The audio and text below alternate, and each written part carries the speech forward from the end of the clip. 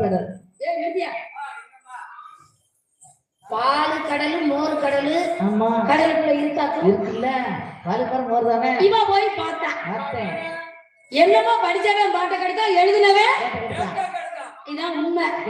இவ சொல்ற நானும் ஆமாண்டே வேற வழி இல்ல.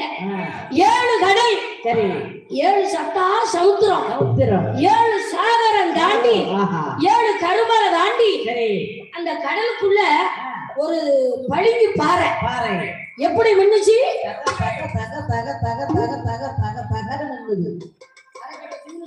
ஆமா எப்படி மின்னுச்சு? அப்படி மின்னுச்சு.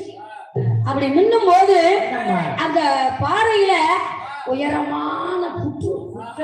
என்ன புற்று?